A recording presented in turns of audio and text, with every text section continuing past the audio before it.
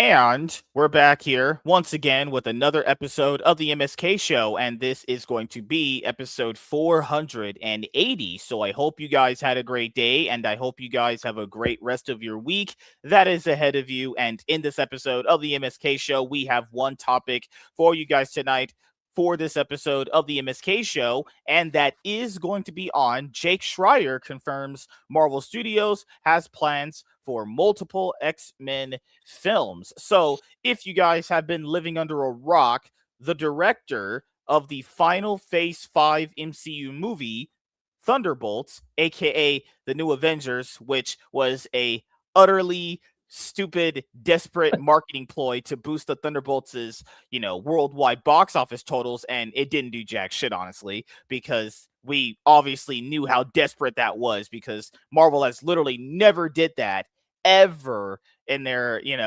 movie universe's history, where they retroactively 3 days later, after a movie came out, called it a different title and wanted to pull like the hey, but it was me all along. It's like, that doesn't actually work. And actually, no one really likes that because, Warner Brothers tried doing that for Birds of Prey and the Emancipation of One Harley Quinn after it failed opening weekend to end up calling it Harley Quinn and the Birds of Prey. And it still ended up failing the following week because Sonic came out and actually obliterated it.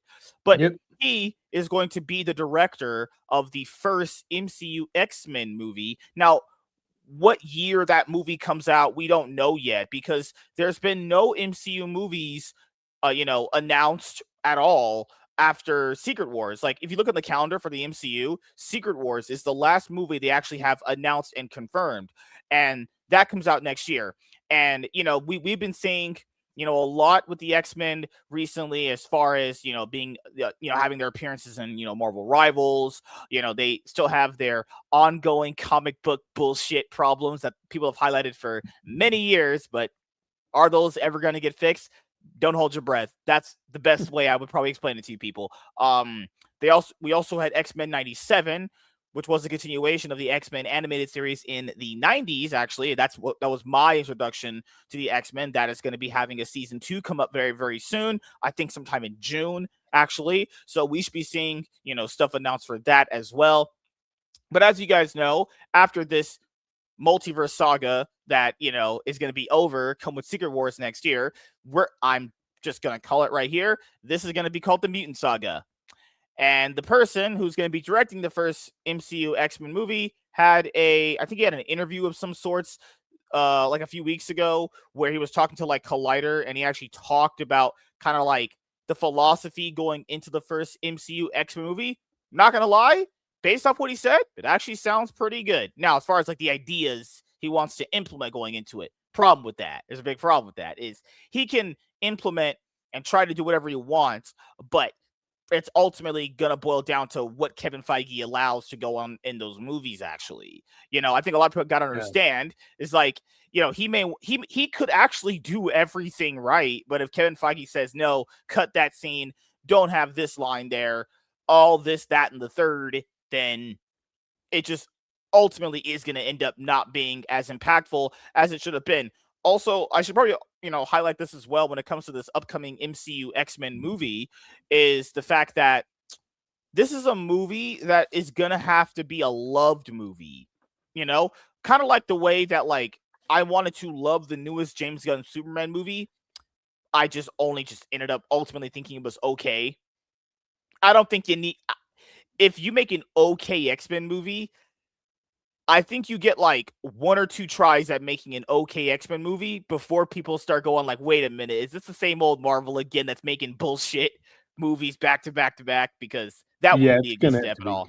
Yeah, it's going to have to be good, because if it comes out and it's just kind of flat, if it's a dud, and, no one will have faith in the second X-Men movie or the third one. So they're going to, it doesn't have to be like gangbusters. It doesn't have to be like Iron Man 1 that just takes over the whole universe, or Infinity War or anything like that. But it has to be people coming out saying, that was really good, and I'm excited for the second one, or to see where else this universe is going to go. So, but if it comes out and everybody's like, well, yeah, it could have been better, I don't know, they kind of messed that up, it was all right, then they're, they could be in trouble unless they really rebound with an X-Men 2. But who knows? And how many people are going to keep giving them chances? Because post Endgame, a lot of these movies have been kind of flat. People Yeah. haven't seen them. So, I mean, that's just the truth. They've had some success, but they've had a lot of failure too. Or I Mhm. wouldn't say necessarily failure, but a lot of mid success too for failure, not for failure. But yeah, they've had some middling movies, some bad movies, and very few successful. So we're gonna have to see how they do. But a lot, I think, is going to depend on what Doomsday does and Secret Wars. If those really bring people back, that will charge the excitement for an X-Men movie. And if they use the X-Men really well in this upcoming 2 Avengers movies, then that'll help a lot as well. So. Oh, also to bring up with a lot of this is, this is something where we know fan backlash ultimately does get to some of these people. And it's the best way of explaining it is, you can tell that they know that they messed up on something when they kind of retroactively do something to said thing in order to kind of make you forget it ever existed. This kind of happened today. If you I'm gonna go check it right now because they said that the initial Lanterns teaser trailer, they took it down, like they just Yeah. privated it on their YouTube channel for HBO Max. So because I'm pretty sure HBO has its own YouTube channel, I'm pretty sure it does, Yeah, they and have an official. that's where they had the Lanterns teaser trailer, and the Lanterns teaser trailer is gone unless it's just not on the Warner Brothers YouTube channel either. Let me just check right now. Give me 1 second here. One of the accounts I follow on Twitter had it, and then they shared their own previous post, and it was blackened out. And he said, "Well, wow, they got rid of that trailer." That's right when that was coming onto this show. I was looking at my X feed, and I saw that, right, and then I had to put my phone down, so I didn't get a chance to look further on X for that Yeah. video, for that trailer. I mean, but then we talked about it in the pre-show a little bit. Maybe they just want to change that trailer because it's not exciting anybody. So we'll see. Yeah, that's the problem there is let's just say they did it. That's bad. That is an admission that they know that trailer does not represent potentially what they want that show's initial impression to mean, actually. And we've told you guys this time and time and time and time again. Trailers nowadays have to pretty much hit on some level to get in people interested in watching the actual product coming out. And for these people to say things like, well, you can't just to show off a trailer. Well, yeah, but that's a little bit semantical because when it comes to the current landscape we are currently in, if trailers for superhero stuff doesn't land with the audience, I'm talking like they just kind of feel like it's really meh or there's just a lot of backlash to it, it's not going to do its intended effect of getting you to actually go and watch the actual show or movie. I remember there's quite a bit of trailers that came out for a lot of movies where the trailers just really weren't that good, and then the movie kind of suffered because of it. A big one of it, actually, I'll say is Transformers 1. A lot of people said the movie actually wasn't that bad, but the trailer for the movie, the first one, wasn't that good at all, and then that gave the impression that it wasn't a good movie. And that's the thing where I tell people, you could always get, a bad trailer and a good movie and a good trailer and a bad movie, but trailers are very important because they are the marketing for the movie. And that trailer for the Lanterns TV show coming up, guys, wasn't good at all. It wasn't that good. It actually just pretty much was just, I don't even know how to describe it really till to this day because I know they privated it, but I mean, it's still on the internet. You can still find Yeah, it it's out wherever. there. But it's just, how would I describe what that trailer was? That trailer didn't encompass Lanterns at all. And I know people are going to bring up but James Gunn said it was going to be based off True Detective and all that stuff. Yeah, here's the thing. He can say it's based off True Detective or inspired by True Detective. Two things. I can almost guarantee you a lot of these superhero fans have never even seen that show. So they don't know what you're referencing. Second of all, a show can be inspired by another show. That doesn't mean that is the correct show for that kind of show you're doing. I don't know where all these things start correlating in people's brains. Where do they get these things where it's like, well, it's inspired by this, so that must mean that if it's inspired by this, then it's going to be good. And it's like, no, that is like if I said my zombie show is based off of The Walking Dead. Well, there's no reason to believe that mine's going to be as good as that. Like, I don't know where people get that from. They kind of start adding extra layers because it sounds kind of nice, guys. And I don't know, and like I've never seen True Detective, but the way it's described to me is like that wouldn't be like Green Lanterns at all. Like, guys, Green Lanterns has fantastical space elements to it. That's not. I just don't get where you. I just don't get the logic. And maybe I'm just wrong, but I don't think I'm seeing it. Yeah, I don't get that either because James Gunn, I mean, he really made his bones in the superhero world with Guardians of the Galaxy. It's like a space epic. So now he has characters that are literally all about space, a cosmic police force in the Green Lantern Corps. And what does he do? He grounds them on Earth and, takes away the ring and they don't have costumes. That doesn't bother me as much if they're kind of teaching Jon Stewart a little bit. But you watch the trailer and you really don't know what's going on with the lanterns. You don't really know what's going on with them. And if we talked about this in the stream yesterday, if anybody who's not a superhero fan or a fan of Green Lantern even sees that trailer, they're not going to know what it's about. I mean, they see him fly away. They talk about a ring and they mention aliens. That's it. Yeah. Do you know this is connected to Superman's universe or the DC universe, so to speak? Do you know what their powers are? Why are they on Earth? Like, what's going on? There's not a lot to it. But as fans of Green Lantern, we kind of know because you say Hal Jordan and Jon Stewart, we know exactly what you're talking about. But I mentioned this yesterday. If I showed that trailer to my friends who watched all the Marvel movies, at least up until Endgame, and some of the shows, they'd have no idea what that was or what it was about. And even, because it doesn't tell you anything. And I don't know why you want to ground that on the thing. And then I guess the tagline for the show is only one can wear the ring or something like that. Or the ring is for one person, or only one can wear the ring, which makes no sense when you have a Green Lantern Corps that literally has thousands of Green Lanterns in it. And Earth has about 20 of them over the years. I mean, you got all these ones that are stuck on Earth and, that over the years that you've had that, Hal Jordan, Kyle Rayner, Jon Stewart, Guy Gardner, Kilowog was on Earth for a while. You got the two are newer, the ones that were in the JLA, and their names slipped me because I read the comics a little bit, but kind of slips me the guy that was based in Dearborn and the woman Jessica Cruz. Yeah, and then the other guy. So there's 7 of them that were on Earth using the rings. So yeah, it says only one can wear the ring. And this was the new promotional poster they put out today on their Twitter account, HBO Max. Simon Bass, sorry. That was the guy in the other lantern that I couldn't remember they introduced about 15 years ago. This is the show's tagline. Only one can wear the ring. #Lanterns is coming this August. That is so dumb. They got no evil shall escape my sight right there. They could just throw that on there and let them know that this is about heroes. Yeah. I just don't get it. This show is rolling out. This show is rolling out the worst marketing for a superhero TV show I've seen in a very long time.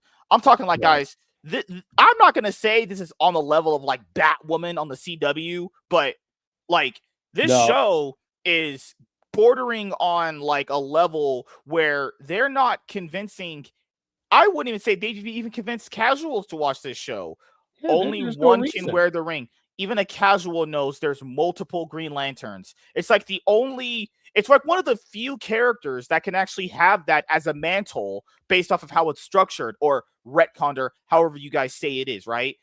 People know there's at least Hal Jordan and Jon Stewart. Those are people's favorite ones. So even that tagline makes no fucking sense based off of what we already know, just base knowledge. Well, yeah, and it doesn't make sense. You got all these, I don't know. I mean, like I said, only one can wear the ring. When you got all these people that can do it, it's like a cosmic police force. That's like saying, you have your police force in the city and you say, well, only one can carry a gun. What? Like everybody needs their weapon. I mean, that is the ultimate weapon, the ultimate tool. And they're just, I don't know. And you could tell watching the preview or the trailer, you could tell they put money into it. They hired good actors. Both actors look really good, and it looks like they're going to do well in the roles they're in. Well, that depends on the script, but as far as the acting goes, they'll get it done. They got money into it, and they're grounded. They're gonna be driving around solving some crime. I mean, I know the Green Lantern, Green Arrow comics of the '80s that they did with the Adams and that, where they were going around the country to kind of discover everything, and they played that juxtaposition of Hal Jordan's the conservative cop, so to speak. Green Arrow is the Oliver Queen. He is the leftist. I didn't say he's not a cop, but like a leftist, individual citizen who is always leery of authority. And Hal Jordan is really, I don't say he's authoritarian, but he belongs to a structure. The Green Lantern Corps has a like a military structure to it. So it was this juxtaposition, and it was an interesting story.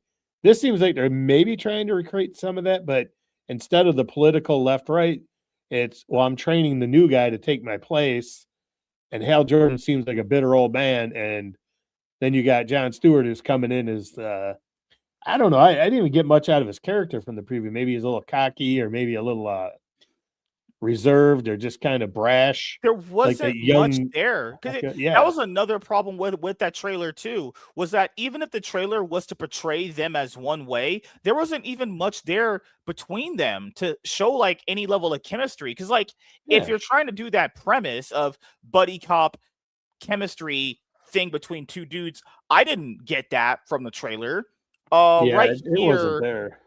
I'll bring it up right here. I saw John De La Rose put it up as an image. The Lanterns trailer is gone. Are they going to pull this show because of the bad reaction? This video is private. If the owner of this video has gained access to people, so you can still watch this trailer. It's just not going to be on the HBO and Warner Brother YouTube channels. That's it. Yeah, that's. Oh, excuse me. But I don't know what they're doing, but hopefully they change that. They get up a better trailer. They do some, better work with that. Sorry, I'm just trying to adjust my seat and my camera a little bit. Very good. But yeah, I don't know. And we've discussed this on a few chats. It's just frustrating because they could have done so much. I mean, they didn't have to make it a major space epic, but they could have had it in space, or have them do like, I wouldn't say magical because the rings aren't magical, but do some wondrous things with the rings. They could have done it as a veteran training the new guy, added some humor, but they got to make Hal Jordan's got to be bitter and angry. And, and James Gunn, for some reason, thinks everybody's got to swear and use profanity because edgy, I guess. I don't know. And it's like, it's just, I don't know. I think he's fumbling. I mean, this could come out and be a great show, and then I could be eating my words, but I think he's kind of fumbling the DCU under his watch. There's so much missed opportunity. Clayface looks kind of cool, and it's going to be something a little different, and I think that's fine. But that's the kind of movie I think you do if your universe is successful. And right now, there's nothing in his universe that's been overtly successful. He had modest success with Superman. It probably made a little money, got some attention. Some people liked it, some didn't. Made a few bucks at the box office. I know it was popular on the streaming service, but what's his name? Peacemaker didn't draw that many people. Creature Commanders, nobody really cared too much about. So I feel like that just came and went. Like, it's crazy the fact that Creature Commandos is what kind of soft launched this new universe. The thing that people, it's just odd that you would think if they're going to try a second attempt at a shared cinematic universe, that they would launch it with some of their bigger characters. Why has Supergirl got a show or a movie before Wonder Woman? I don't know. I mean, I know they just came out with a couple Wonder Woman movies in the past 10, 12 years, but you're relaunching your universe. You do Superman, you get Batman, you got Wonder Woman. Yeah. I mean, the only Justice League members that'll have anything currently right now is just a Green Lantern. We don't even know which one's going to be the main one, but a Green Lantern and Superman. That's it. Yeah. You got the Justice Gang, got people, Oh yeah, because he brought up the I think the Batman movie, he's definitely changed how he's felt about whatever the Batman movie is gonna present, or maybe he doesn't know if he's gonna even stay with the company past Man of Tomorrow, because we're gonna have Man of Tomorrow come out in what, 2027 Yeah. actually, and that's gonna be coming out next year. And there's nothing else announced. I mean, there was that Jimmy Olsen true crime mockumentary. Do you remember when that was announced? Yeah. That I don't know if they're still gonna do that. You See, know, that's the kind of thing you throw on HBO Max. People might like it. It might be pretty good. It could, if it was done well, it could be like Penguin. But you're not hanging your head on that. That's just a supplement. But like you were saying, you need to get your bigger characters to start this universe, and they're starting with Creature Commandos, Peacemaker. Superman's of course obvious one, but they didn't do that great with it. Now they got Green Lanterns. Okay, that's a HBO Max thing, so that's fine. But I mean, where's you have what Batman? And else? they got a competing Batman. Oh, you have Even though Clayface. And yeah, Clayface might be Clayface. good. I really liked the Clayface trailer. I thought it was actually pretty good. Yeah, But is that going to be getting the eyeballs on the no. universe? Is Clayface? And He's a big Supergirl, villain, but Supergirl. I mean, she wasn't even, her comic books were never super popular. I mean, people bought them and things, and people read them, but I mean, people yeah, know who she is. I mean, she was on TV for a while. She had even though it kind of bombed, she had that movie in the 80s with Helen Slater, which people know about, and a lot of people kind of mock it because it wasn't that good. yeah. But Most people now yeah, think of Supergirl from Melissa Benoist's portrayal of Supergirl yeah, on the CW, but you know, they don't remember that for its awesome, spectacular storytelling. It's never been known yeah. for that. But that's the kind of show you use, a Supergirl for. It supplements the show, but you got to get the universe on a solid footing, and then you do that stuff. And that's what I think. Where I think Marvel kind of screwed up is they had a solid footing with their movies, and after Endgame, things started falling apart, and they kept dumping all this content with these popular characters or recognizable characters from the MCU, like Wanda and Hawkeye and that, and they put them in these shows, and they were okay. Some were good, some were bad, whatever.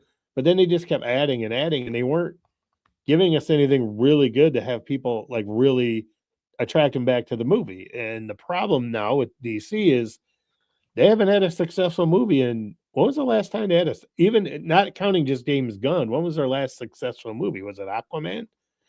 I mean, because that came out after Wonder Woman. I mean, well, The last big one, I guess, the Batman. Joker, You yeah, have I Aquaman. forgot the Batman. Yeah, But because yeah, it's Aquaman, okay, not Joker, the counting. Batman. Yeah, Yeah, I would say the Joker was real successful, but that was a while ago. And then Aquaman did well, Wonder Woman did well. Batman versus Superman should have been bigger, but did 800 million or so. Man of Steel, those did pretty well. But now they revamped all that. They had so many bombs. I mean, Shazam bombed. Well, Shazam 1 was pretty good and did okay. Shazam 2 kind of bombed. Black Adam bombed. The Suicide Squad was did well and people liked it, but it didn't do that great at the box office. Suicide Squad bombed. Harley Quinn's movie bombed. Flash bombed. Blue Beetle bombed. I mean, Do you remember when they put out 4 movies in a row, all complete bombs? yeah. Shazam 2, Flash, Blue Blue Beetle Beetle, and Aquaman 2, all well, complete Aquaman 2 failures. was terrible. And I think part of some of Aquaman's thing is everyone, once all the ladies got to see him in the first one, they didn't really go to the second one, and everyone knew it was just ending the franchise. And that movie was bad. They threw that thing together, and Blue Beetle could have been good, but it was the tip. I mean, it was almost like Iron Man. He gets the suit, fights somebody just like him, like an evil corporation. And then you had to have, his family was involved, which is kind of nice, but he had to have the snarky sister, so he had the comic relief. Yeah.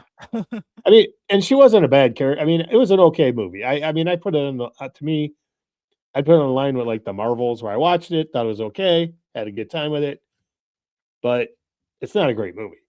And it's just, I don't know. They got to, and this is giving me no faith that they're going to do anything better. This only one can wear the ring. It's, what are you trying to do? Like, I don't know what the point of this universe is at this right now. Where's the goal? What's the universe about? Where's the world building?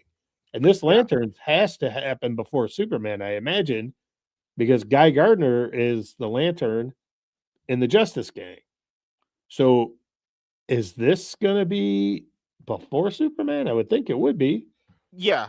And So what's crazy is if you look at how the timeline of these things go between Supergirl to Clayface is the last thing from the DCU this year before Man of Tomorrow comes out in 2027. And in 2027, even if we get that Jimmy Olsen show, the DCU would only have that Jimmy Olsen show and Man of Tomorrow for 2027. This, people got to understand, this is a make or break year for this universe. You have Supergirl coming out.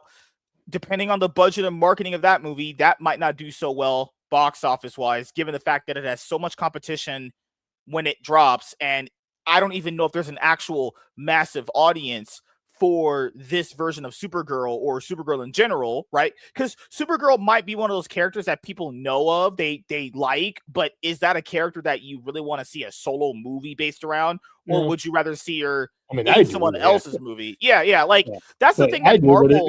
If it's a good movie, sure, I think more people would watch it, but nobody knows her really. I mean, they know of her, but they don't know about her. Yeah, I would say she has more popularity than, like, Black Adam. Like, it's not that obscure, but it's one of those characters where... Not like it's something that I hate that I mean, Marvel kind of did this. I really don't like this idea. Is like every character can get a solo movie, and it's like, no, like some characters are just better when they're with another character. Yeah. Some characters can't hold their own, solo ongoing series. Like, look at X-Men comics, guys. If you're not Wolverine, Deadpool, or Wolverine and Deadpool, or fucking, like, I would say Gambit, or like Jean Grey to a certain extent, they don't really, those solos don't do well, and like, is there like, and that's the thing that happens when it comes from Supergirl and Clayface coming out later this year, is that if they don't do well box office wise, you have to ask yourself, is that because they aren't that big household names? Like, I mean, but that's the thing though, is if the movies themselves have good word of mouth, I imagine people will go and watch them. It's just a matter of, this is something that I think a lot of people have been talking about, which is Superman's success, which I don't think it had any success, but that's my personal opinion. Is Superman's success isolated into itself, right? So if people are thinking, okay, so since Superman did X amount at the box office, then does that automatically translate to Supergirl? No, I don't think that's how that works anymore. And that has not been a thing for a while. Like, we'll use Sony, for example. When Venom 1 came out, made like $100 million box office wise. The next Venom movie that came out made less than half of that. Yeah, made significantly less. And then the one that came out afterwards made even less. So I think this kind of momentum thing that people are talking about hasn't existed for a very long time. Even the MCU hasn't had that for a while. Like, like back when the MCU first started, like, other movie success would kind of help the other one's success. Like, when the Avengers came out, Iron Man 3 did $1 billion just because, it came right after the Avengers, so like that. And Tony Stark was popular, and right. he was a good character. I don't think that applies now. I don't think just because Superman had whatever success you guys say it did is going to translate to Supergirl. Because why would it though? Why would Superman's success go to Supergirl? Like, she hasn't proven herself yet. Though, if the movie, like I said before, if the movie is somewhat, it all depends on the word of mouth. If the word of mouth is strong, as in good, it's probably going to do pretty well. If the movie's word of mouth is horrible, or it's mixed like Superman was previously, it's going to do, like I said before, I think it's going to do $430 million. I think that's exactly where it's going to land at. And is that probably going to be a flop? Probably, based off like the marketing budget attached to it. But I mean, that's how these things go. I tell you what, I'm beginning to think it might do less, because Superman did what, about 600 million? 616. Yeah. If this did half, I mean, we're looking at 300 million. I was listening to Film Threats channel over the past week when they're at the CinemaCon, and they said the DC or the Warner Brothers DC stuff was a joke. All the presentations, they said James Gunn did like a 90-second video. He wasn't there because he's filming Man of Tomorrow. They said Millie Alcock wasn't even prepared. They asked her questions like, "What was your favorite part, or what film? What scene did you like?" And her answer was basically, "Well, I was in front of a green screen," or "I just like how I believed in myself and could do it," or something like that. They asked her about being with the dog, and she said, "Well, there wasn't even a dog there except for one scene." She was totally and these are softball questions. I mean, all she had to do was say, what was She, your favorite thing to record? Just say, when I put the cape on and they had me on the wires, I really felt like I was the character, and it was really cool to be Supergirl. And I was really excited to see how this all kind of comes together. That's all you got to say. She's like, well, I don't know. And Jason Momoa, they said, didn't seem like he was that interested in being there either. And he was there for the Dune stuff as well. And it was just kind of like, that yeah, might have been. Bobo. I will say, given what we've heard about how this stuff works, if you're like, okay, how would I explain to people?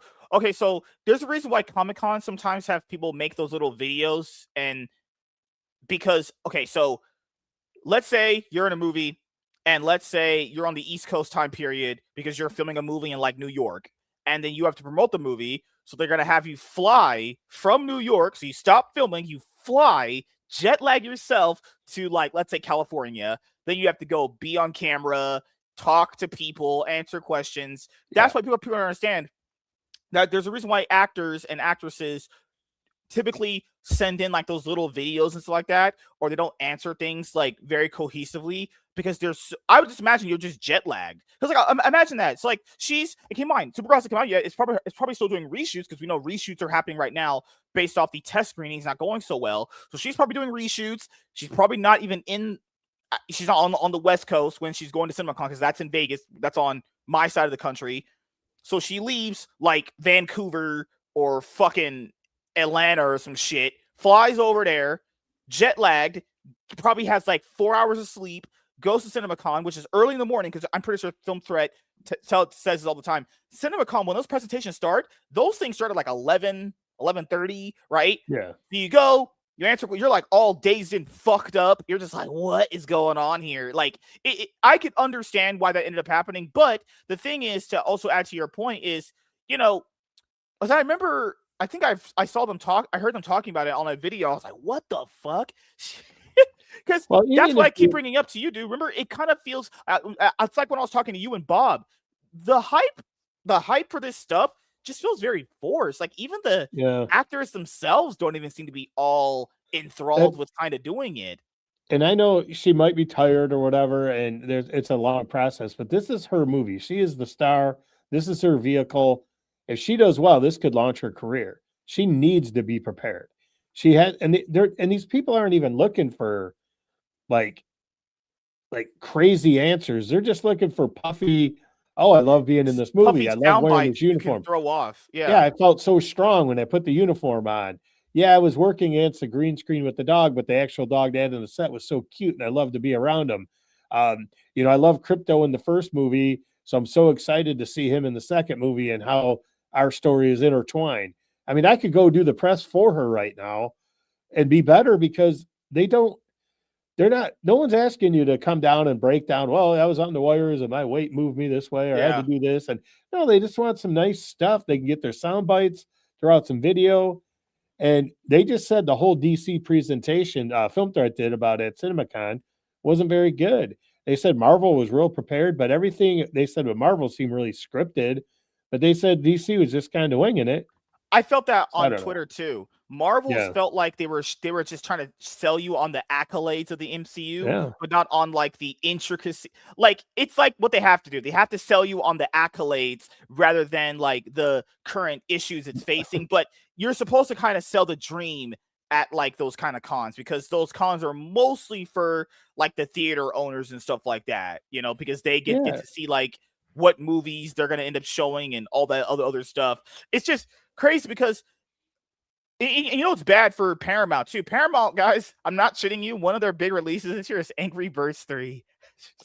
I mean, that was popular, 15 years ago on phones? I mean, I don't even know how the movies did. I mean, I guess I heard the first one did okay, but Paramount, man, they do some dumb stuff. They piss me off. It's just laughable that people actually think that they were going to make so much more better decisions than Netflix. It's like, yeah, guys, I agree. Netflix was going to make some awful decisions, but Paramount was going to be right there with them with making stupid decisions. They're like neck and neck in that.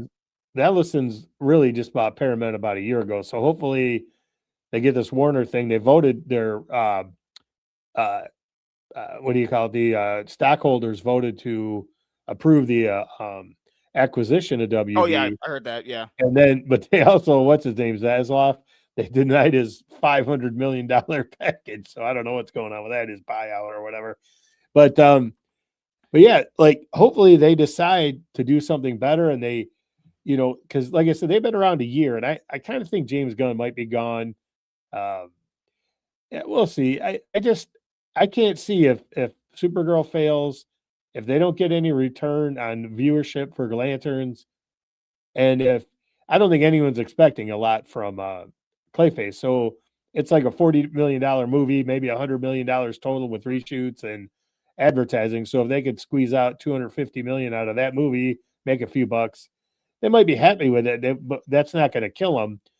But if everything is all this other stuff doesn't do well, and they're heading into Man of Steel or Man of Tomorrow, and they they're going to do test screenings, and those don't look that good, James Gunn isn't going to be around. And if Man of Tomorrow comes out and does less than Superman, he's out the door. I don't care. Unless for some reason they decide before that movie comes out to sign in this huge extension, which they might. I mean, they could just say, well, we want him I'm to not do gonna lie. this. Since they're Warner Brothers, since they absorbed Warner Brothers in my brain, that must mean that Paramount also absorbed Warner Brothers stupid. And Warner Brothers is I also a don't know. company that gave J.J. Abrams what, 200 million dollars to produce like DCEU dark content. So like, if you guys remember, they gave J.J. Abrams like $200 million to his bad robot productions company to make like Justice League dark content. And then he just did nothing. He did literally nothing with it. His Star Trek movies, and they were okay. They did okay at the box office.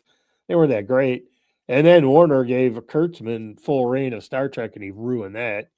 Don't get me started, because I'll just complain about that for the next 45 minutes. But yeah, they I don't know. They could make a lot of mistakes, but I'm really hoping they just make some good decisions. What I really hope they do is James Gunn's got a lot of talent. He's not an idiot. I mean, he knows how to make good movies. But they need someone to tell them, no, you're going to do the spacey stuff. You can oversee the universe, but he shouldn't have written and directed Superman. He was the wrong guy for it. They need somebody better for that. And if I was Warner Brothers or Paramount or wherever you're going to end up calling it, and you get rid of James Gunn, I'd still go to David Cornsweet, Millie Alcock, a few of these others, and I would lock them in, because I think the casting has been good. And I would say, look, we want you here. We're gonna have new people running it, but we want you, because if they scrap everything and they bring in new actors, it's a whole other reboot, and it's just gonna suck. So you keep those guys around, because the general public, if they see David Cornsweet in a new Superman movie after Man of Tomorrow, they're gonna think, oh, this is the guy been playing Superman, and they're not gonna think, well, did they get rid of James Gunn? Did they bring in someone new? They're just gonna watch the movie. They don't care. So I would try to keep these actors, because I think they're good. The casting of Superman, I think actually James Gunn, the casting he's done and all his shows, I can't think of an actor or an actress that hasn't been good. Even in Peacemaker, his Suicide Squad movie, the characters really fit. So he's got that down. He just can't tell a story about Superman, that hopeful Superman. I mean, the first thing he did in Superman was, well, Superman gets his butt kicked. First time we see Superman, he's laying there bleeding. You're like, what? So, no, he needs to be more hopeful. And I'll be honest, even though I liked the Batman, they would have been better off just scrapping the Batman 2. Or unless they wanted to set up. Well, it's because Matt Reeves has that first look deal. Matt Reeves has a first look deal that he got with the Batman success. So anything that pretty much happens with that universe has to ultimately go through him. And I actually think James Gunn potentially wanted to, absorb the Batman into the DCU. I just think that they just kind of ultimately decided not to do it, because it was just Matt Reeves going like, no, I just don't want to have my movie a part of that. And that's the thing too. I thought the DCU was supposed to be something made where it limited like brand confusion. So like James Gunn is going to put out his own Batman movie in that universe. And we also have simultaneously another Batman that's going to be around. Now, the only thing that makes it not as bad is that these movies are going to come out so many years apart from each other. I don't think it's going to be really anything that bad, in my own personal opinion. Because I know people have said, well, we're going to get Robert Pattinson, then we're going to get another guy. But to be fair, these movies are going to come out so far these movies are going to come out so far apart from each other. I don't think it really changes that much, honestly. I think the biggest problem is, what if these other Batman movies just end up being more loved and liked than the Batman approach that James Gunn's universe is going to end up, Well, becoming? That would I be mean, not the good. Batman did better at the box office than Superman. So He did. I didn't even you really know, think the movie was all that good. That movie was just okay, just like I Superman. I thought it was I really okay. liked a lot of it, but I think it dragged on. It had that last act with I think that got a little too long in the tooth. But I think, or what DC should have done, or Warner, they should have went to Robert Pattinson to see if he'll stick on for more movies. I thought Zoe Kravitz was really good as Catwoman, but now she's not even going to be in the second one. It makes no sense to me. And I Yeah. know Colin Farrell, like he didn't really want to be in all that makeup a lot for Penguin. He is going to be in the second movie, but he's not going to do any more seasons of the Penguin. But maybe he can do more movies. He was great. I would go to those actors and Jeffrey Wright and say, "Look, we want you as Commissioner Gordon. The guy's a great actor. He really did that role well. He had great chemistry with Pattinson." I'd get those guys and say, "You're going to be part of the main universe, and we want to sign you to long-term deals so we can include you in the universe. So when we ultimately do a Justice League movie, you're going to be the Batman. You're going to be the Catwoman. You're going to be our Commissioner Gordon." But who knows? I mean, who knows? That's what I would do, but I'm an idiot and I don't own a movie studio, so who knows? Well, and the last thing I'll say about the Lanterns thing before you get to the topic is, if this show ends up failing on HBO Max with not a lot of viewership, that's because the marketing for this show has been atrocious. The marketing for the show has been awful. I will say they did take a little bit of criticism to heart. They did add a little bit of green to that poster. See, the ring had a little bit of green. It was light. It was like light lime green. But it's just little things like that. It's just, oh my God. Your first impression on the Lantern show comes from that teaser trailer, and it really didn't embody anything about Green Lanterns. And people are going to be like, well, I'm a casual. I don't care about that stuff anyway. Yeah, you're a casual. You probably don't care about a lot of things. That's the thing, is like, a casual thinks that's good, guys, because they don't have a prior reference of what the material is, because it's just like an entry point for them, and that may catapult them to reading the comics or becoming a much more bigger comic fan. Like myself, when I would watch this stuff, I would go kind of read the material if I could, or read about the characters and learn about the characters. Not people are going to do that though, and it should also, I think by default these things are going to appeal to casuals anyway. I think just by default they will. You should be trying to appeal to your audience that likes the material, because they're the ones that are going to obviously really massively watch it and be, enthralled and dedicated to consuming it more. Because as we know from these shows, and to be fair, like the viewership on these streaming shows is always like some source trust me bro stuff. When they're saying, like, every time Netflix has like a new movie that comes out, it's always like bigger than the last movie. It's always bigger than the last one. Like Red Notice was their biggest movie. Now, because you know that new shark movie that came out on Netflix, it was called Thrash. Now that's the biggest movie than the last biggest movie they had from the last. I thought K-pop Demon Hunters was your last biggest movie. Well, they do throw a movie up and it gets big for a few weeks. But like Samba TV and even Nielsen, those are pretty reliable. I mean, they've been in business and they do things to get the ratings, and they kind of get a feel for what the shows are doing. But you're never going to get exact numbers, especially when the show stinks. That's why Paramount never comes out and tells anybody what Star Trek does, because it's so bad, it's going to make them look stupid. So they don't release it. But Netflix used to be a little more freewheeling with their numbers, but I don't know, this Lanterns thing, they'll know on the inside, so to speak, the officials, and they'll say, well, this movie sucked or this TV show stunk. But one more thing about the Lanterns thing is they call it Lanterns instead of Green Lantern. So Lanterns is plural, so there's more than lanterns, more than one lantern or Green Lantern. Right. But their slug line is only one can wear the ring. Like, it's kind of the marketing is and marketing is just so bad. It's so awful. Dumb. Yeah. Yeah, and like we said earlier, it was there. Just say no evil shall escape my sight. That would have been a perfect tagline for it. But nah, Or they could have done the other one in Brightest Day and Blackest Night. That would have perfectly related to both their characters. Hal's the bright guy, and the other guy, the black guy, is the dark guy. Or beware of my power. Green Lanterns. Well, they don't want to say Green Lantern, I guess. I don't know. Oh, Whatever. They could have said anything, but it's like only one can wear the ring. So what you're setting up is that you got two guys going in. You know, only one's coming out, and more than likely they're going to kill the old guy who's 60 right. years old, and he's not going to be around anymore. And again, I love John Stewart. If he's the regular Green Lantern in this universe, I'm totally fine with that. But I mean, to do your opening show where you got a bitter old Green Lantern, it's People are saying they might kill him off. It's like that's even more bittersweet. It's like the yeah, most like, known, recognizable face for the Green Lanterns is killed off. We barely yeah. even get him. Well, Like, it's the fuck. typical, well, it's they did it with Luke and Han and Indiana Jones. It's like, well, here's our guy, the legend. Here's the one that was all built on. Now we gotta get rid of that and bring in somebody new. And the only thing, what's his name? Oh, it just fell out of my head. We were talking about Ant-Man yesterday, and they did that with Hank Pym. You made him older and that, and because they wanted to bring in the younger one, and that I kind of understand because you got Paul Rudd, and you didn't want him to be Hank Pym because that wouldn't fit. But and actually, Michael Douglas wanted to be killed in Ant-Man Quantumania. And that would have actually gave us some stakes if King would have killed him. That would have made King look tough. But instead, everyone lives. He gets his butt kicked by Ant-Man and some ants, and then we're supposed to believe he's the big bad. And it's just like I said, it's how they present this stuff doesn't make any sense. It's just so frustrating to me.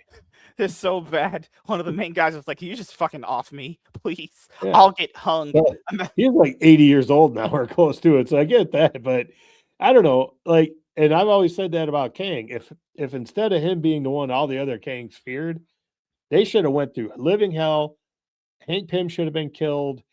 I mean, they should have walked out with wounded. I mean, maybe Janet messed up pretty good. I mean, she lives, but she's beaten up. They barely get out with their lives, and then they find out he was the lamest Kang. He was the weakest one. And then you realize, oh my gosh, there's all these other Kangs that are way more powerful.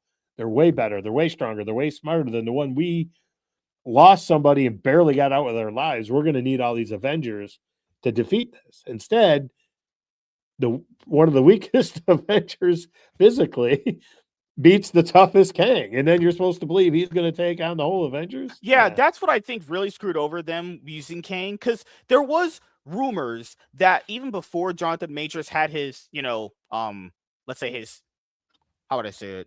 There's a word. Legal trouble. Yeah. Before Jonathan Majors had his legal troubles, there was already rumors they were going to not use Kang anymore because Quantumania failed at the box office. Yeah. And I mean, why wouldn't it? Their new biggest threat lost to Ant-Man. So how in the world could anyone take this guy seriously losing to Ant-Man? It's just, sorry, no offense to Ant-Man, but if your newest biggest threat loses to Ant-Man, there's no reason to believe that this character is a threat at all. And then what's crazy is they could have redeemed it by having all the Kangs and utilizing all of them in a much different way, but then they just kind of scrap it all. It's like, all right, I guess. Yeah, and losing Jonathan Majors. I mean, at the end of Quantumania, they had that Council of Kangs. Yeah, so they never you get used the idea it. Yeah. they're all going to come. But then when Jonathan Majors got in his legal situation, it kind of ruined all that. So that's when they panicked. And I guess it's panic. And they brought in Robert Downey Jr. to be Dr. Doom. Do you remember they even gave a date and a date release for Kang Dynasty? It never happened. That's crazy. I hate it. I absolutely hate it. All right. Okay. I'm getting old, Joe. Gotta do the topic. And I'm black and successful and white. Wait. Dude, you are not white. How do you know that? Because I can see you in your wait a minute. You have eyes? They were all shit. That's crazy. It's like, wait a minute. How do you know this? My eyes? You need to be black and be proud, man. Be proud of your heritage. I'm it's proud like of those my people. Polish and Belgian heritage. It's like those people that say, how do you know this girl was this? Our eyes. Yeah. What? I heard her sing. I can tell she's a terrible singer. I've seen her. I know she's, I know. All right. Let's have some fun here. Hey, everyone. I am time to be black. No, guys, it's a joke. These things are jokes. You must learn to understand comedy and humor. They will all work.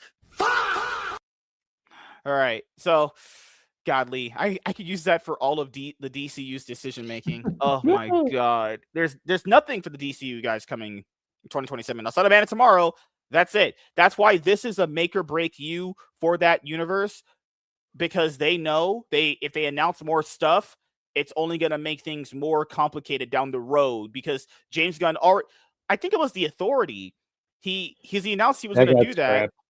And he was like, I had a script all ready to go, and it was ready to go, but he just canceled it because, keep in mind, I even called it that they were going to do this. They're going to want to test the waters first to see what works, then decide to throw things out. It's not like back in the day where you could just throw all these things out there and you can see what sticks. You don't have that kind of luxury anymore. Movie theater going is not like that lucrative anymore like it used to be. It's just not, especially for this genre too. The genre's numbers have only gone down in recent years. So no, you can't do that. You have to just take it one movie at a time. So let's see how this goes. Hey everyone, I am MSK, aka Master Swag King, coming at you guys today with another video. And if you guys are returning viewers or new viewers, then please consider subscribing to the channel if you have not already. Leave a like on this video if you enjoyed it and comment down below. Also, make sure you guys hit the notification bell. That way you guys can get notified on whenever I upload a brand new video or go live. And in today's video, we are going to be talking about Jake Schreier confirms Marvel Studios has plans for multiple X-Men films. So if you guys have been living under a rock, the X-Men are eventually coming into the MCU in a much more broad, bigger way than what has already been introduced earlier in their universe. I mean, I think the only instances of the X-Men appearing is, well, Hugh Jackman as Wolverine in Deadpool and Wolverine, and you had that end credit scene in the Marvels where Photon is flying somewhere and she sees like Beast or whatever, and that's pretty much it from all I know. That's the only instances of the X-Men like actually appearing, unless you count the whole Miss Marvel is a fucking mutant or whatever, but she's not an X-Men now, and yeah. Well, and, now they added her in or something, I don't know, and then the comics, but and as you guys know, I love the X-Men. You know, I was first introduced to them in X-Men the Animated Series, which I think was very, very good. I wouldn't say it was as good as some of the other DC animated shows, but it was good. I really did enjoy it. Like that one and the Spider-Man animated series, you know, were the two that I had when I was a kid growing up and I really liked from Marvel.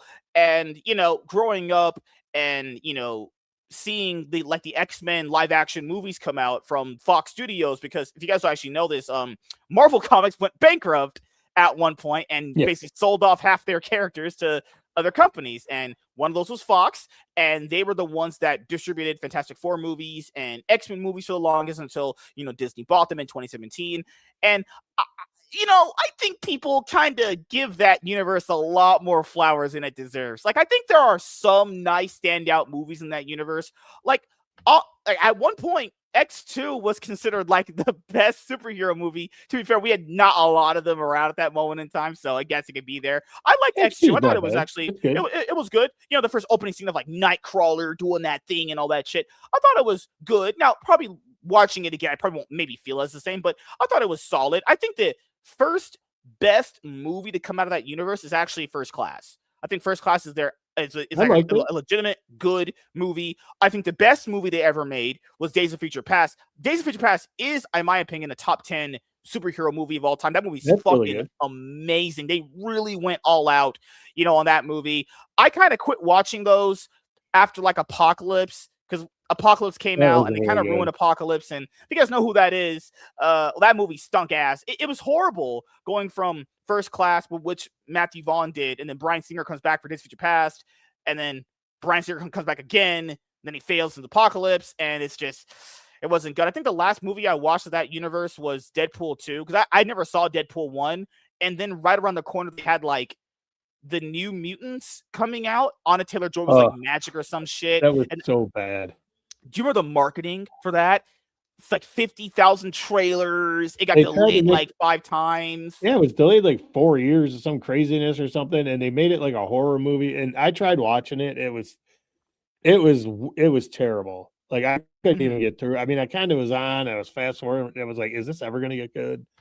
And Dark Phoenix was terrible. We had Dark Phoenix. Yeah, they Dark threw Phoenix. that out. And I think they knew that the universe was ending at that point. I think the Disney purchase had gone through, and they were just getting, throwing it out because they had it, and Yeah, it wasn't very good. And Yeah, and I do believe those movies really contributed to a lot of people thinking just some off things about the X-Men, in my opinion. Like that universe. I don't know if you ever watch you're not an anime fan. I don't know if you ever watch Dragon Ball, but like no, there's this I've series heard of called it. Dragon Ball GT where basically just the main character just gets all the screen time and everything.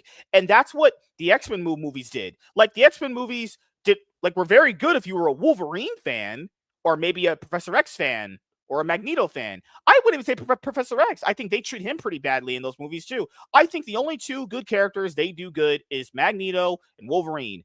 And Professor X gets a lot of screen time, but is he really like good? I would say I don't know about that. Like Well, how Halle Berry oh, had to they ruined complain to that. get more screen time. Remember when like X-Men 3 was coming out when they had Brett Ratner, she had to complain to the studio to get more screen time for Storm. Storm, one of the biggest characters in their Yeah, fucking group. yeah. Crazy. I thought James they did Marsden, okay with Cyclops. X-Men.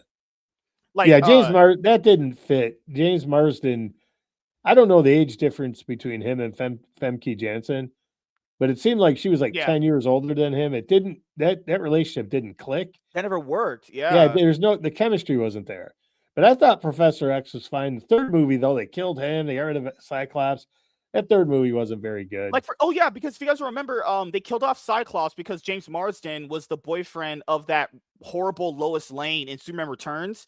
Yeah. So Bryan Singer left X-Men Last Stand to direct Superman Returns. So he took James Marsden with him, and that means they killed him off in that movie. And you're like, what the fuck? And then I forgot, like, Patrick Stewart was gonna be in like something, so they killed him off too. You're like, what the It, fuck? I think the worst thing they ever did in those movies is Rogue. I'm sorry, Anna Paquin Rogue is a boring garbage. yeah, Not it's not it like it's wasn't not that even great. interesting.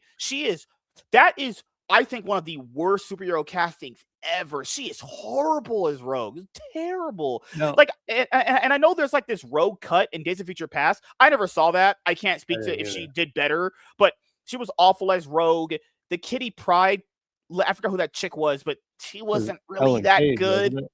Yeah, it was Ellen Page. She Or was wasn't she that in the good. new ones? I can't remember. Was she in First Class or was she in the? I can't remember.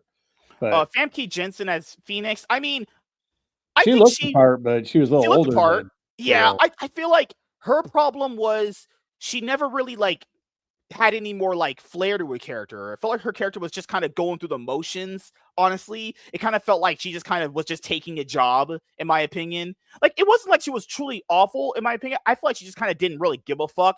She kind of just shut up and was like, all right. And it's like, oh, fucking hell, because she's really hot. I actually think she's really pretty. But okay, I will give it. Oh, sorry, Mystique. I think Rebecca Romaine did a good job of Mystique. Only the first two movies because they shitted on her in the third movie. Remember, she was just shitted on. Magneto was yeah. like, "You're not one of us anymore." It's like, oh my Yeah, fucking god. I mean, Kelsey Grammer as Fraser was pretty good. Alan Cummings as Nightcrawler was good. That cover was good. Yeah, I thought they cast Stryker was pretty good with Brian Cox. I So think it, they overhyped Stryker in their movies. That was a good casting, but it's just Stryker. He's not some main X-Men. He's not some like Thanos for X-Men. I don't well, know why no, in but every movie they try to like he was build a them up big as that. he So was a big cringe. antagonist for him in the comics. But Yeah. they they got progressively worse. But now that Marvel has all that, I think hopefully they just do something better with them. And I just hope that it doesn't become the Wolverine show because Wolverine led all those movies. I know he's the most popular, and uh, Hugh Jackman was basically probably the best. Well, uh, other than Magneto and Professor X, because Ian McKellen and Patrick Stewart were the best actors in those movies. Yeah.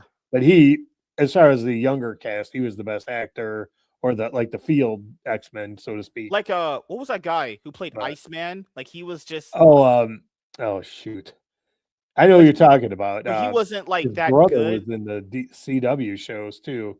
Yeah, like Yeah, you look back on like a lot of those movies, I feel like people are doing that revisionist history, but I think if you look at a lot of their movies, some stand out, some are good. Most of them, you will never convince me X-Men Origins Wolverine is a good movie. That movie is a pitiful pile of horse shit. Like, do you remember in that Origins movie? sucked. Do you remember in X-Men Origins Wolverine when his girlfriend reveals that she faked her death with all that blood? Why would Wolverine not have noticed that was fake blood? He has a heightened sense of smell. Yeah, Why would I he don't not know. have noticed that? What the Origin fuck? sucked. Honestly, the Wolverine movies to me were okay. When he goes, the one where he goes to China, I think it was called The Wolverine. That was pretty good, but it wasn't that great. And honestly, I think Logan, where the acting in it and stuff was really good. I had It's a little some problems. overrated. Yeah, I had some problems with Logan because it was a lot of cliches. Oh look, it's every Mexican's poor, and corporations are bad. He's the down on your luck superhero who's a drunk, but he's got to prove himself by beating up gang members in the beginning. He's got to fight himself. His daughter, but he does. Everyone else knows it's his daughter, but him. He's stupid, I guess. I don't know. And then, and then they somehow a bunch of little kids traveled 4,000 miles or whatever it was to get to Utah, or I don't know how many miles it was from Mexico. Yeah, Logan. 2,500 miles by themselves, Yeah. and beat all these adults who like to get there. So, Logan was so overrated. Like it was not. Logan isn't bad. I just think it's just really overrated. Like when I watched it, I was like, okay, yeah, that was the last movie of theirs I watched. I think it was Logan because it was supposed to be built as this like proper send off for Hugh Jackman's Wolverine character, and it was all right. Like most X-Men Origins Wolverine, I thought was just really bad. Origins Wolverine is like one of the worst superheroes ever made. That movie is horse shit. Well, they ruined Deadpool. Oh god, yeah. Fuck honestly, hell. Remember the Juggernaut casting? Remember that? Yeah. Oh. Liev Schreiber is a really good actor, but he wasn't Sabretooth. Sabretooth, oh my gosh, and the guy who played him in the first I think it was Tyler movie, Mane. Tyler Mane physically was Sabretooth. That's how he is. He's like 6'5", and he's strong and huge, and he's savage. And and Liev Schreiber is, it kind of looked like a guy selling you car insurance. I mean, I don't know. I think he was. I don't know. I think he would have been a better, different character because he played him more as like cunning and kind of devious, where Sabretooth is a savage. I mean, he just, he's all about just tearing people apart. And I know he's like one of the main antagonists to Wolverine, but they could have done that a bit better, I think. But again, Liev Schreiber's a great actor, but I just didn't think he was right for that role. I think it could work if you actually do them, because this is the problem with those Fox X-Men movies. They were, for some reason, in a lot of their movies, like afraid to have them look like the characters. Like they're black. I hated those black suits. Those black suits look like shit. Those are so disgusting. And then they do that meta thing where they go, "What do you want us to wear? Yellow and blue spandex?" Yeah, gee, I wonder why. Yeah, that was their they wanted to do that meta thing. If we answer it in a meta way in the movie, it makes it okay. And like, there's a lot of issues. Tons of them. And speaking of all these issues, nothing will ever be as bad as "I'm the Juggernaut, bitch." Why? Actually, no. The worst line was, "Do you know what happens to a toad when it gets electrocuted?" Oh, yeah, that same thing that everybody else. I'm like, Halle Berry, my love, my beautiful queen, call me. Anyway, deserved so much more. I saw that and I was so excited when she was cast. I'm like, okay, great. And the other worst line. When he's, Wolverine wakes up after their battle with Sabretooth in the first part of the movie, and he wakes up and he's talking to Professor X, and Professor X is like, "So who are you, Wheels?" I was like, what? Yeah. What kind of dialogue is that? What the fuck? Oh, God, it was so bad. Oh, and didn't Halle Berry, she tried to do like an African accent in the first movie, but then she had the longer hair in the first movie, and then they made her, she like cut it. I was like, okay. I don't think like her version of Storm benefited from that haircut. I think that's just ugly as hell, honestly. Ugh. Yeah, in the comics, she's gone through different hairstyles. And they used the Mohawk one in the First Class universe of X-Men with James McAvoy.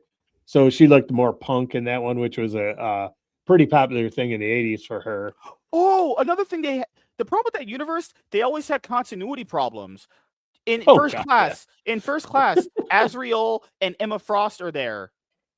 Second, Days of Future Past, I love that movie. They're just not there. What the fuck happened to them? Just gone. Just what the fuck? Also, I will say this: Jennifer Lawrence was such a downgrade from Rebecca Romijn. Such a huge downgrade. Well, and they changed her character. They made her like old friends. This weird ultra feminist character. And they made her old friends with Magneto, Xavier. Oh yeah, where she yeah, yeah. shows up at his house, and I don't know. It's like I know that they were trying to do because she was a popular actress, from the Hunger Games and all that. People liked her, and she's pretty good. She's not a terrible actress. So and I know what they were trying to do with it and make this kind of anti-wolf, like the female Wolverine, who's kind of an anti-hero, has a bit of an edge. People like the actor, and try to get some momentum, but it just didn't really fit the character because Yeah, Mystique is very complex. because And you have like the first three movies, and then Origins Wolverine is supposed to take place before the first movie, and then you have like the Wolverine is supposed to take place before Days of Future Past, while also uh, taking. But the first class is then supposed to be before the very in the because first 60s, class, yeah. So first class is supposed to be like before X-Men Origins Wolverine. That's supposed to be like the very first movie of them coming together. But then Days of Future Past is oh god, constantly that is just well, like I'm not talking about this yeah. or this. I'm talking about this. And then they did the thing in days that where when they come back, Professor X and Cyclops are alive, and then They end Beast, up in like the Last Stand timeline. yeah, and Yeah. Beast is back to being Kelsey Grammer. So Yeah.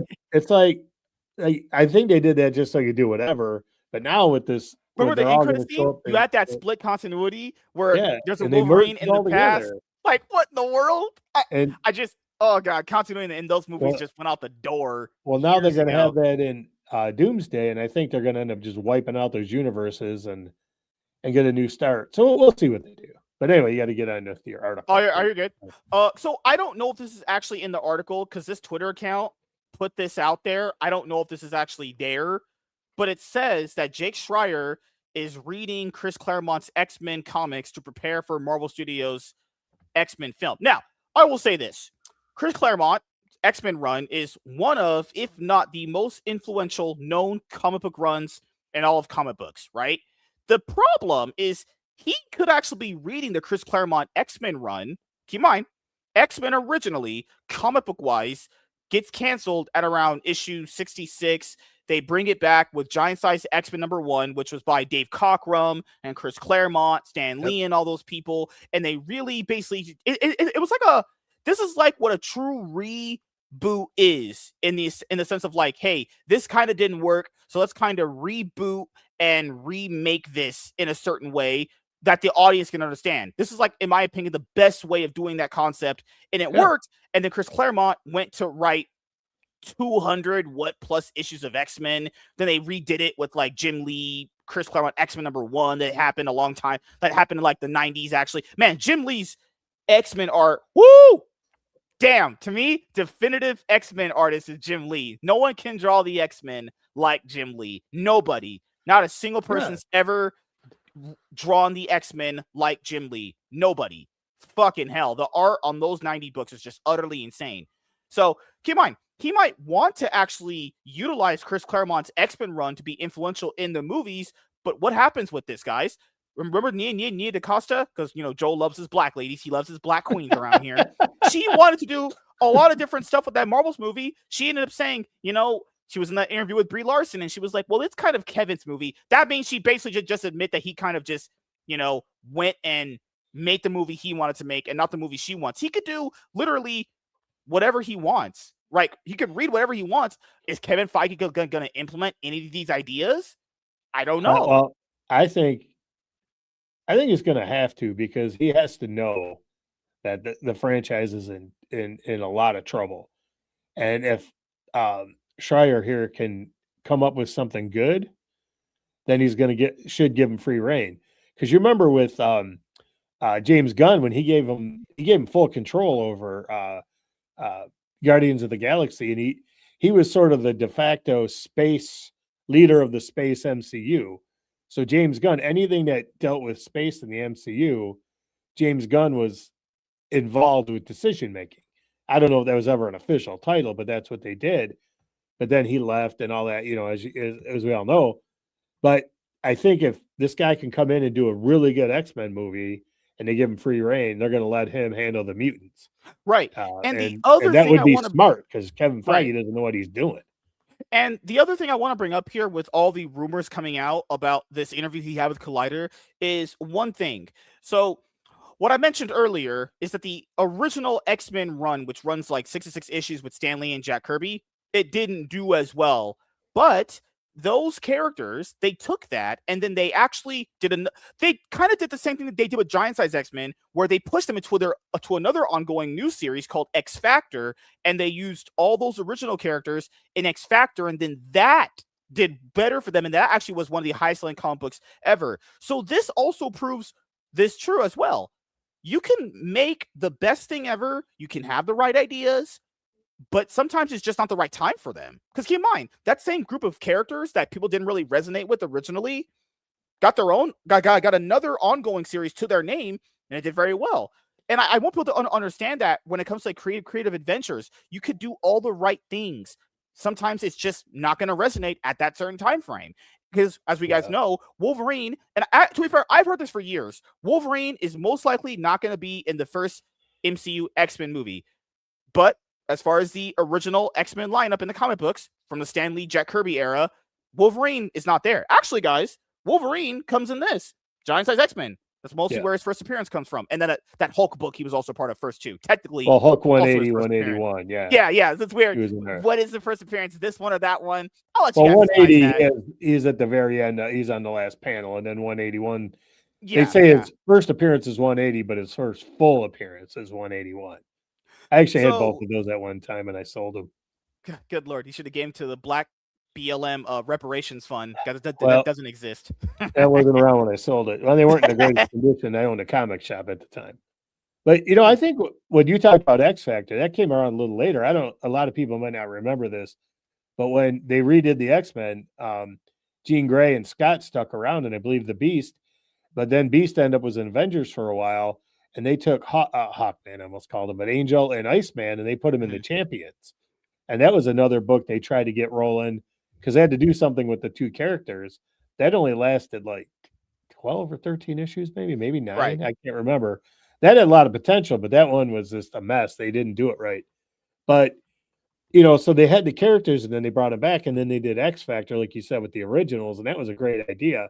And I think if they could translate that in the movies, start out with a mix of older X-Men that been around a little bit, like Jean Grey and Beast and that, and then bring in some younger guys. And then you could actually spin off those originals into an X Factor movie with the core five, and then continue the X-Men if the first one's popular. But they can't get into the James Gunn thing of thinking, or the Marvel thinking of, well, I'm setting this up so I can set up 50 other things. Get a solid X-Men movie. Just hammer it in, boom.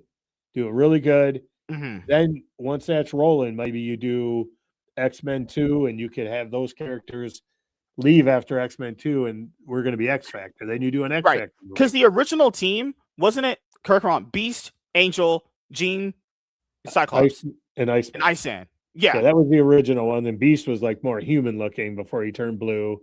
And Iceman looked more like a snowman too. It's kind of cool. And people were saying like, well, but I don't think these movies can work without Wolverine. Guys, one of the best movies in that Fox X-Men universe that we brought up earlier was First Class. That didn't have Wolverine in it.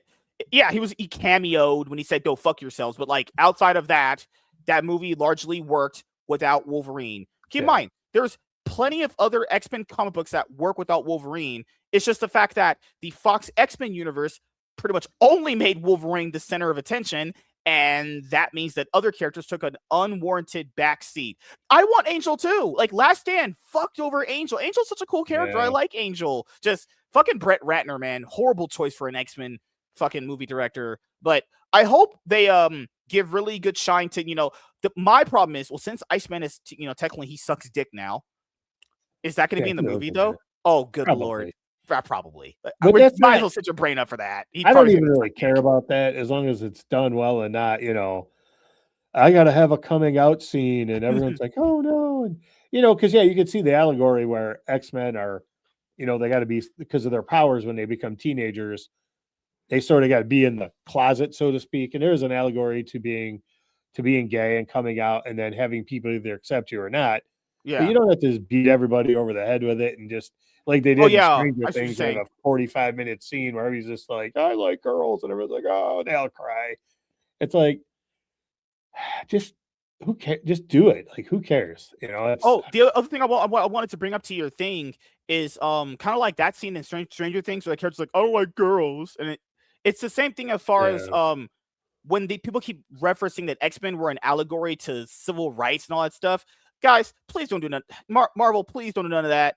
Like, if you're gonna, if I know that it's gonna be in there, I know it's them. It's fucking 2027, Well, right? actually, that's actually a misnomer. People always say that Stan Lee created it. You know, Magneto was Malcolm X and Professor Yeah, Xavier I was never believed that though. I thought Spider-Man. that was always bullshit. Well, He created them he because he didn't he want to do origin stories from what I heard. yeah, and he wanted to create a team that people didn't like, and yeah, he might have been influenced by the civil rights era, but he's come out and said he didn't do that as a direct correlation between civil rights and what was going on in America, and those two were not based off of Malcolm X and Martin Luther King.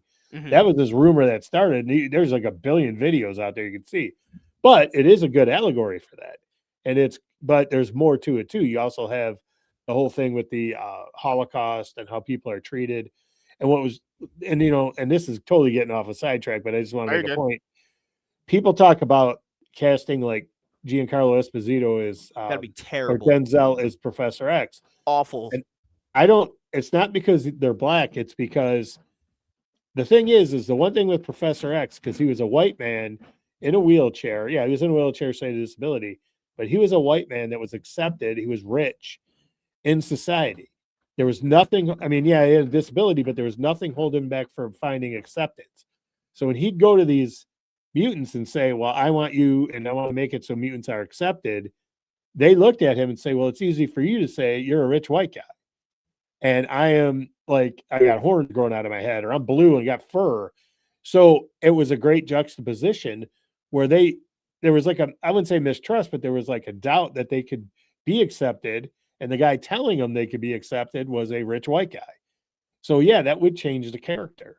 And that's why you should keep him as a rich white guy who lived in this upper crust They should society. never. Yeah, You I know, agree with you. The problem with doing that is, hey, so like, I don't know. For me, they should cast the most accurate people for this. I think this is the last movie you don't want to have any unwarranted controversy surrounding it as far as yeah, castings. This is a movie where, I mean, you could maybe get away with one race swap, maybe, and even that would still be a big problem. But race swapping Professor X and Magneto would be utterly stupid. That would be the dumbest thing. That would actually kill the whole fucking thing automatically outright. No one would like that. It'd be one of those things where it's like people because it's not like back in the day where if this came out, people would just go and watch it just because. In this day and age, people would go, nah, I'm good. I'm good on it.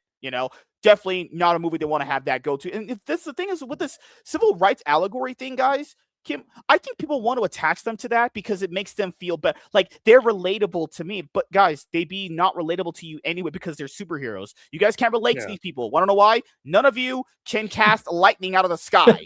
Just You putting it can't out freeze there. things. Yeah. It's like, but it Well, relates to yeah. me. Yeah, you can relate to Wolverine.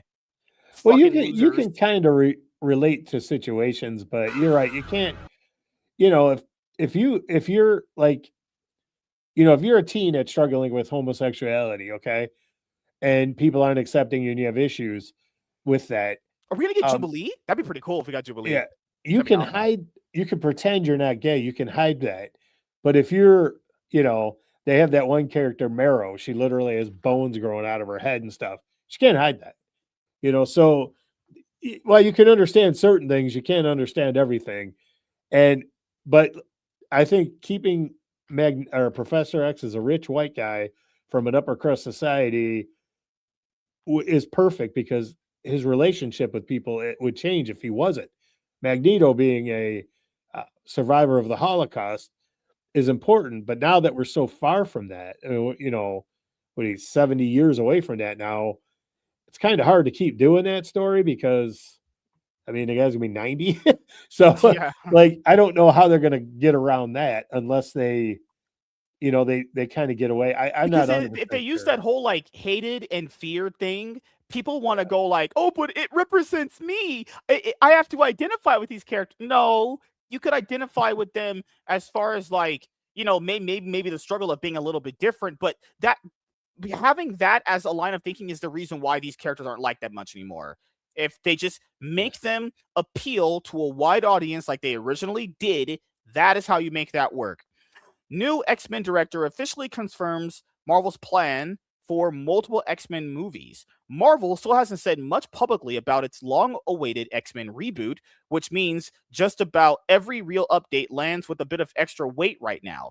Fans already know the studio is officially moving forward with a new take on the mutants, but the bigger question has always been what shape that future will actually take. Is this just a one film reset before folding the characters into the wider MCU, or is Marvel quietly building something much bigger? Based on the new comments from Jake Schreier, it sounds like the answer is pretty clear. Speaking with Collider's Steve Weintraub ahead of the release of Beef Season 2, they just be calling anything shit these days. Fuck. Just, what? That's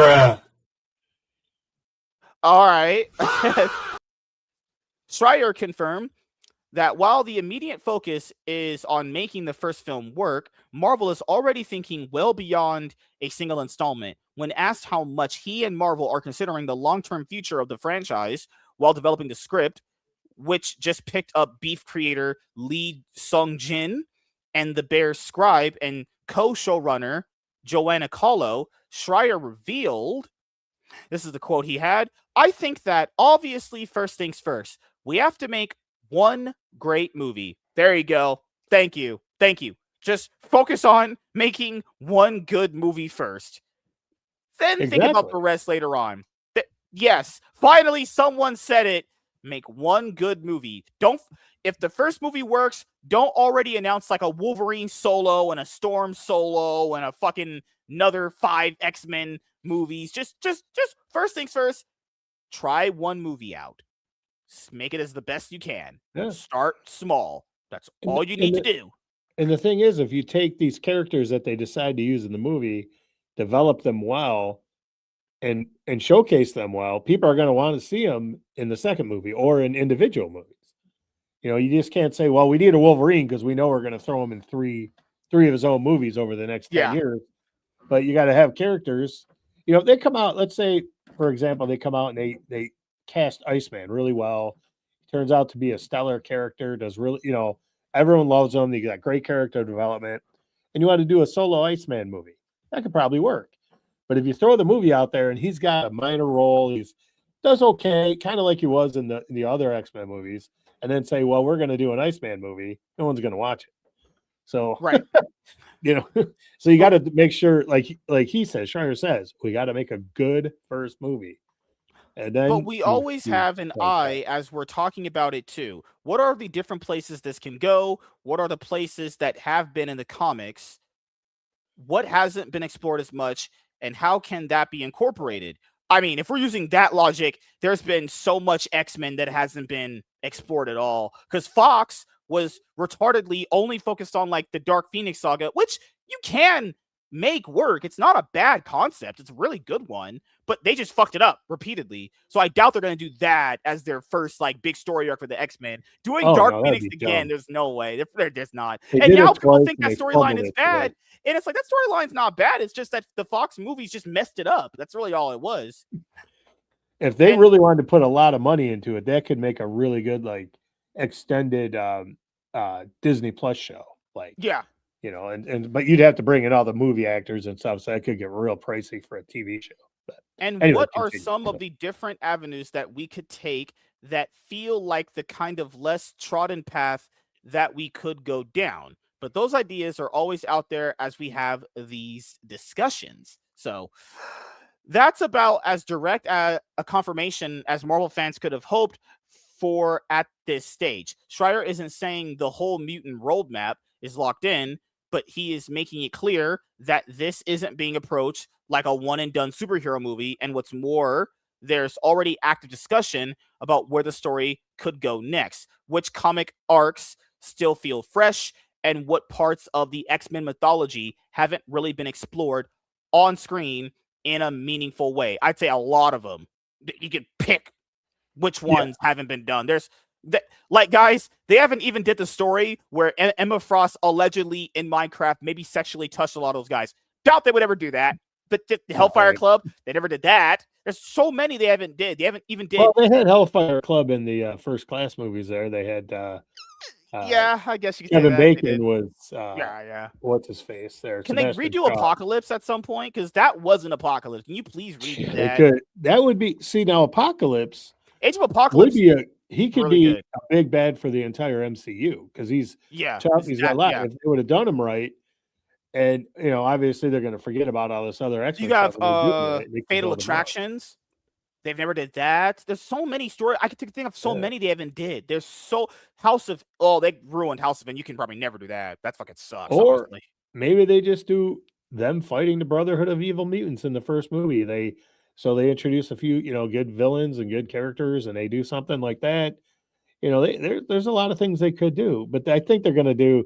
I hope they just don't do. Well, here's a Magneto. We're going to do the same. We introduced Magneto. He's sort of our friend. He's Massacre. not our friend. That was big. Yeah. There's Josh Whedon's run. I doubt they're gonna mention. I doubt Kevin Feige's gonna do anything around Josh Whedon's comic book stuff. I doubt it. One can only dream, right? Oh my god. There's a lot of them here. There's so many. There's Mutant Massacre. There's Fatal Attractions. There's you could do the one with the Hellfire Gala. You have there's so many. You could do Grant Morrison's run. There's a lot. There's a lot of things they can do. Dark I just hope Saga.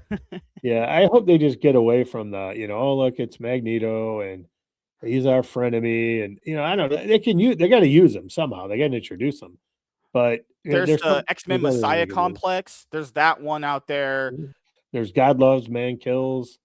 That was a big man. That was real popular. It was a one-shot trade, and not a trade, but a. You could do. They won't do this one. It was the Avengers versus X-Men 2012 series. I probably doubt they do that one anytime soon because that requires a lot to get done. They'd have to build up to that, and which could work. I mean, there's a lot they can do, and I just hope when Marvel first started with Iron Man and everything, they built this stuff with an eye to the future and expansion, but it was low key in the movie somewhat. You got post credit scenes that move things along.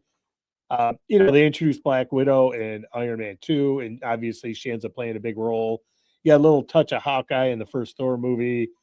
If they do that with X-Men, with the eye in the future, and they keep it that low key and contained, I think it can do well. But what Marvel was starting to do, and we discussed it in the thing yesterday, in our stream yesterday, every time they do a show, well, we got to introduce another character. It's so important so we can spin that character off in their show. It's over Scarab, and they, I don't know. There's a lot they could do. And to be honest with you, I wouldn't mind them in the future having Iman Vellani come in as Miss Marvel as a mutant and interacting with them. But I don't want her in the first movie because she's not part of that long history. Now, Miss Marvel's movie and her TV show are the two lowest things people watch in the MCU. But I think she's great as the role, and I love the character. So I wouldn't mind seeing her somehow get involved, but that would be down the road. And I don't know it. By that time that comes out, Iman Vellani might be like 38 years old or something. So I don't know, not that old, but she'd be older. So I don't know how that would all work.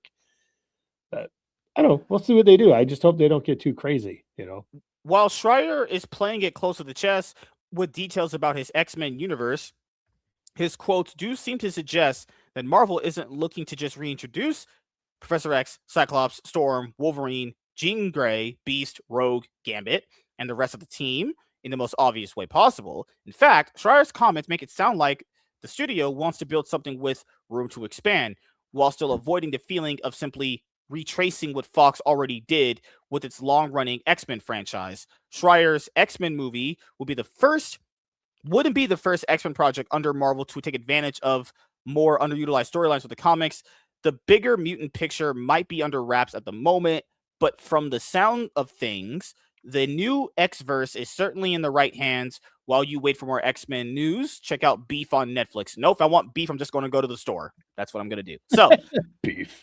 Oh, God, I don't even want to know what that's about. But, so, I don't know. I'll get your final thoughts and opinions about this. I mean, he is saying all the right things. It's just the problem is, guys, he's saying all the right things. I like Thunderbolts. The problem here is, does Kevin Feige allow this to be what it could be, or does he kind of meddle in it and make it what it possibly couldn't end up being. So, but there's a lot of Well, X-Men storylines that we haven't ever right. got. So I would hope that these don't worry about even that. Make a solid first movie with just Magneto being the villain and go from there. You know, don't worry about all these other storylines. Worry about that stuff way later on down the road, actually. Well, if this Schreier guy can do a good job, I hope Kevin Feige gives him the reins to do what he wants and expand. My fear is because they spent billions on all these properties, they're going to want a quick return. So they're going to be like, okay, not only are you going to do this X-Men movie, I want 2 Wolverine movies lined up over the next 5 years. I want to make sure that, we can do spin-off TV shows. And because they're going to want to get the most they can and they're going to want to rush it. And that's what DC did when they rushed the Justice League and that, and it didn't work out that well. So they have to be patient. They got to look at this in the long term.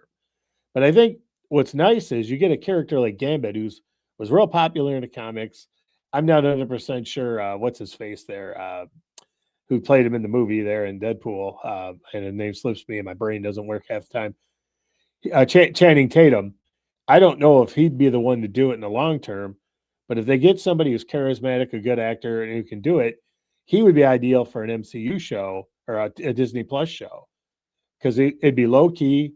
He has some energy powers where he can charge up, but they're not that that would be that expensive to do.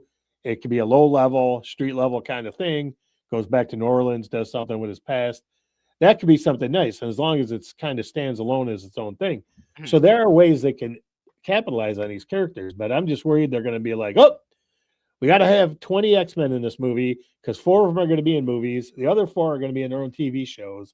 And then we're going to take these other 4, we're going to spread them out, and they're going to show up in the Fantastic Four and then the new Thunderbolts movie. And, we're going to do the Yelena and, I don't know, Yelena and Jubilee movie. So I just worried they're going to just start throwing everybody around and just trying to milk it all. And that's when it gets watered down. So I just hope they have patience, I guess is what I'm really saying. And I will say this as my final thoughts and opinions. I will say that, there's a lot of awesome X-Men story arcs from the comics they've never did on the big screen. But I think got to just take these things one at a time, Yes. And I like what he's saying where he said we got to make just one great movie. Because keep in mind, guys, Marvel's momentum based off how consistent their movies are is a big reason why people don't check them out.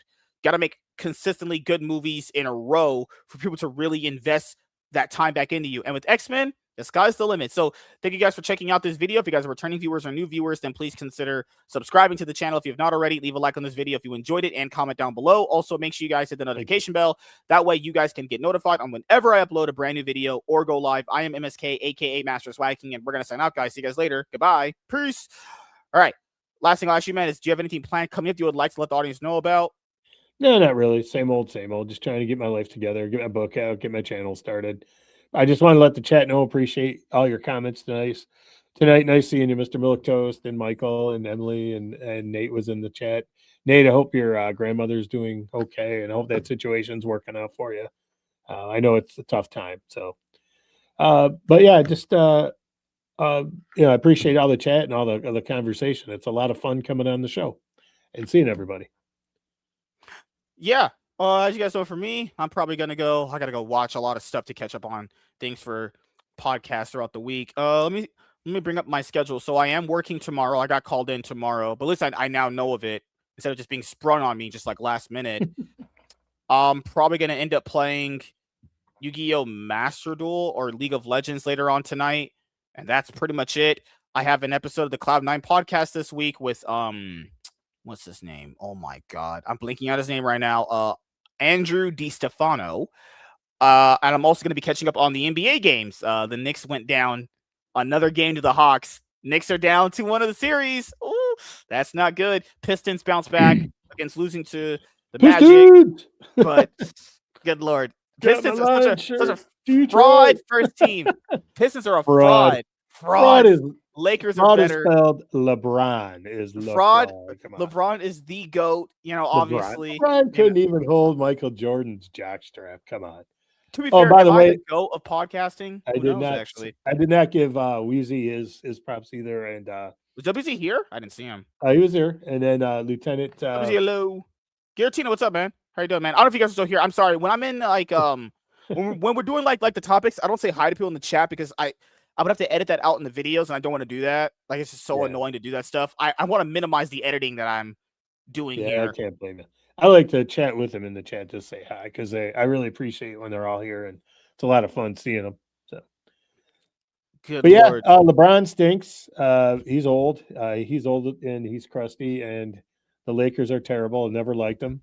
Oh my God. Ever since, hey, because the Pistons are going to beat them in the NBA playoffs, and they called the phantom call on Bill Laimbeer and gave Jabbar free throws to let him beat the Pistons because they couldn't beat the Pistons on their own. They need the referees to help them out. So ever since then, I'm just bitter. That was back in 1988. So screw the Lakers, screw LeBron, screw Magic Johnson. Even though he's from Michigan, he played for the Lakers, so I don't like him. And Michael Cooper. Those are old school guys. Byron Scott. I do like Kareem though because he's cool, and he was in a Game of Death with Bruce Lee. So, but yeah, I can't wait to watch you guys lose to the Magic. It's gonna be so glorious. Dude, you're not gonna lose, dude. LeBron's gonna come out there and he's be like, "Oh, Sonny, I'm here with my grandson." Well, I mean, it's over. No. It's over in the next round. Even if they beat the Rockets, their next opponent is going to be OKC. That's just a guaranteed 100% loss. There's no other way you're going to win that. It's not possible. Gonna be out there with his bifocals going, where's the basket there, Sonny? Yeah, overrated. The king. Boo. I just messing with him. I think LeBron's great, but he's playing for the Lakers, so I can't root for him. Sorry. Good Lord. We'll get Joe back one of these days. We're always gonna prey on the Detroit Pistons downfall. And the Lions are nothing in the playoffs. The Lions are like the biggest cock tease ever in the playoffs. Like they're like that girl that says they're gonna have sex with you when you get back to her place, but it turns out she's just gonna go. Well, the Lions go inside and just lock the door. I am a Lions fan, and I'm not delusional. They've been bad for so long, and they almost made the Super Bowl. They would have kicked the damn field goal in the third quarter. We would have won. But anyway, I digress. And then they had the season with a lot of injuries in Washington. They just beat them, which is terrible. Last year, they didn't make the playoffs. So I'm looking forward to a good season. They'll break my heart, or I'll either they win the Super Bowl, I'll probably die of a heart attack. Actually, I know exactly when I'm going to die. 3 minutes before the Lions are going to win the Super Bowl, they're going to be lining up for the game-winning field goal. It'll be like a 25-yard field goal. They're going to line up to kick it to win the game, and I'm going to drop dead right before he kicks it. So I'm going to. Because the problem with sports is just like I don't want to subscribe to like all these different streaming services for all these different games. Like I don't want to get Peacock for the NBA. And come on, guys, I love watching the NBA games, but I'm not subscribing to Peacock for that. I'm definitely not subscribing to ESPN for that. Are you? No. I have Prime Video because Prime Video is a good bang for your buck. You get live sports and free shipping, and then you get the content they're going to produce, like Invincible and all that stuff. Like, that's worth my time investing it into. Like, fucking the other ones are worthless. Because keep in mind, also on Amazon, you get games for – I only watch football and basketball, so I get those games too. So there's no reason to go and watch free with my phone, so we have that. Yeah. All right. So – yeah, I mean, if I had a phone plan and they gave me free cock, nope, the jokes all make themselves. So thank you guys for checking out this episode of the MSK Show. We have more podcasts and game streams coming up, and we will